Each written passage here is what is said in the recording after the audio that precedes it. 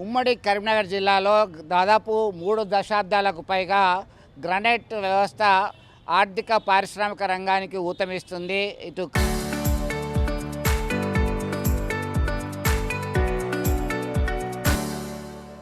కరీంనగర్, ఎల్గందల, బావుపేట, అలాగే పెద్దపల్లి ప్రాంతము, మరికొన్ని ప్రాంతాల్లో సైతం గ్రానైట్ వ్యవస్థ చాలా పెద్ద ఎత్తున ఉపాధి కల్పిస్తుంది, ఆర్థిక అభివృద్ధికి దోహదపడుతుంది. అయితే ఈ క్వారీ యజమానులు ప్రభుత్వానికి చెల్లించాల్సినటువంటి జీఎస్టీ చెల్లించట్లేదు ఒకవైపు, మరొక వైపు ట్రాన్స్పోర్ట్ చేస్తున్నటువంటి వ్యవహారంలో తప్పుల తడకగా మారుతుంది. దీనికి సంబంధించి మైనింగ్ డిపార్ట్మెంట్లో సరైన సిబ్బంది లేదా, రెవెన్యూ ఇన్స్పెక్టర్ అంటే ఆర్ఐ ఉంటాడు మైనింగ్ డిపార్ట్మెంట్కి సంబంధించి, ప్రతి బ్లాక్ను ఖచ్చితంగా మెజర్ చేయాలి ఎన్ని క్యూబిక్ మీటర్లు ఉంది అని చెప్పి, అలాగే వేబ్రిడ్జిల దగ్గర దాన్ని వెయిట్ మెజర్ చేయాలి. దాని ప్రకారము ప్రభుత్వానికి చెల్లించాల్సినటువంటి పన్నులు చెల్లించాల్సినటువంటి అవసరం ఉంది. గతంలో 749 కోట్ల రూపాయలు చెల్లించాలని చెప్పి న్యాయస్థానం ఉత్తర్వులు జారీ చేసింది. అది ఇప్పటివరకు అతిగతి లేకుండా పోయింది. తాజాగా హైదరాబాద్ కేంద్రంగా ఉన్నటువంటి జిఎస్టీకి సంబంధించినటువంటి డైరెక్టర్ జనరల్ ఇంటెలిజెన్స్కి సంబంధించినటువంటి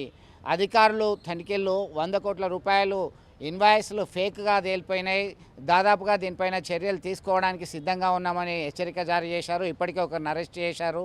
మరి ఒకవైపు polishing unit, tiles, granite queries, ఇలా ఈచ్ అండ్ ఎవ్రీ ఆస్పెక్ట్లో క్వారీకి సంబంధించిన క్వారీ పరిశ్రమ, అనుబంధ పరిశ్రమల్లో అవకతవకలు జరుగుతున్నాయి. ఎప్పుడు చర్యలు తీసుకుంటారని చెప్పి ప్రశ్నిస్తున్నారు స్థానికులు. మనతో మాట్లాడడానికి సిపిఐ నేత ఉన్నారు, రాజు ఉన్నారు. రాజు, చెప్పండి, ఏంటి పరిస్థితి? చాలా కాలం నుంచి ఏమనంటే దీనిలో ఇంత పెనాల్టీ కట్టాలి, విజిలెన్స్ ఎంక్వైరీ అయింది, సిబిఐ ఎన్ఫోర్స్మెంట్ డైరెక్టరేట్ అంటే కేంద్ర ప్రభుత్వం వాళ్ళు కూడా వచ్చి తనిఖీలు చేసిండ్రు, వీళ్ళకి ఫైన్ విధించి పోయిండ్రు, చెల్లించలేదు. తాజాగా 100 కోట్ల కుంభకోణం మళ్ళొకటి వెలుగులోకి వచ్చింది. గతంలో ఈ యొక్క గ్రానైట్ పరిశ్రమకు సంబంధించినటువంటి అంశంలో చాలా మట్టుకు అవినీతి జరిగింది. దీని మీద విచారణ జరపాలని కరీంనగర్ చెందినటువంటి చాలామంది దీని మీద కేసులు కూడా వేయడం జరిగింది. అదేవిధంగా దీని మీద ఉన్నత అధికారులు, ఎన్ఫోర్స్మెంట్ కావచ్చు, ఈడీ కావచ్చు, ఏసీబీ అధికారులు కావచ్చు, అనేక రకాలుగా ఫిర్యాదులు చేసినప్పటికీ వాళ్ళ లోపల చెల్లడం లేదు. ఈ చెల్లడం లేకపోవడం వల్ల ఈరోజు గ్రానైట్ మాఫియా అనేది కరీంనగర్ జిల్లాలో పేటరేగిపోతూ ఉంది. ఇష్టారాజ్యంగా వ్యవహరిస్తూ ఉన్నారు.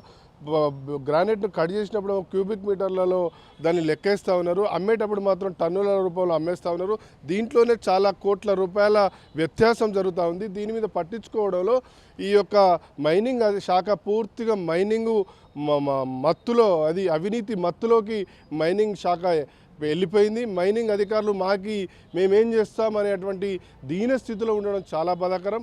1 కోట్ల రూపాయల టర్నోవర్ జరుగుతున్నటువంటి వ్యవస్థ మీద పట్టు లేనటువంటి కరీంనగర్ జిల్లా మైనింగ్ శాఖ అధికారులపై, వారి ఆస్తులపైన ఫస్ట్ ఈ యొక్క ఏసీబీ, సిబిఐ దాడులు చేస్తే అసలైనటువంటి గుట్టు బట్ట అవుతుంది. 100 కోట్ల రూపాయలు ఇష్టం వచ్చినట్టు సంపాదించారు.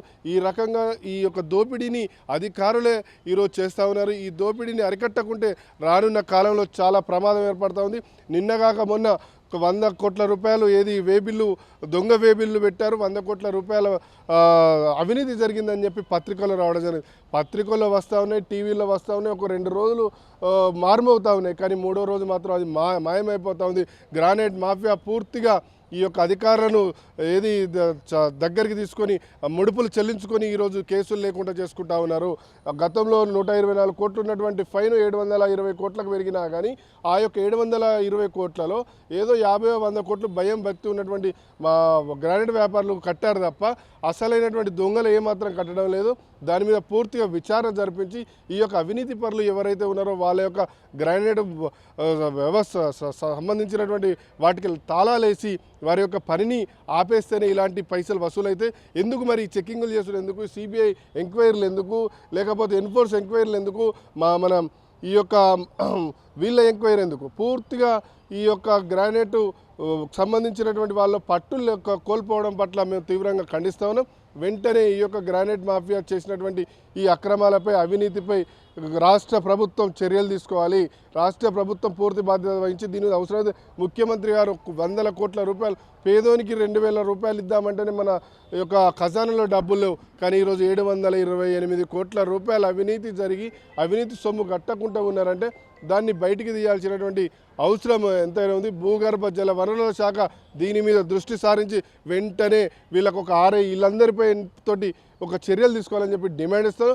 లేని పక్షంలో ప్రజలతోటి ఈ యొక్క మైనింగ్ శాఖ అధికారుల యొక్క వెంటబడి ఈ యొక్క నిధుల వసూల కోసం పోరాటానికైనా సిద్ధమవుతామని చెప్పి హెచ్చరిక ఇస్తా ఉన్నాం.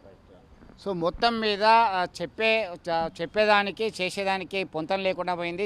కేవలం నోటీసులు ఇచ్చి వదిలేస్తున్నారు. వసూలు చేయడంలో ఎందుకింత నిర్లక్ష్యం, చిత్తశుద్ధితో వ్యవహరించాల్సినటువంటి అవసరం ఉంది. ప్రజాధనాన్ని ఖచ్చితంగా ముక్కుబుండి వసూలు చేయాల్సినటువంటి అవసరం ఉంది. లేదంటే వారు వెంటబడాల్సినటువంటి పరిస్థితి వస్తుందని హెచ్చరికలు జారీ చేస్తున్నటువంటి పరిస్థితి. వీడియో జర్నలిస్ట్ సుమంత్తో కలిసి చంద్రశేఖర్, RTV, కరీంనగర్ నుండి.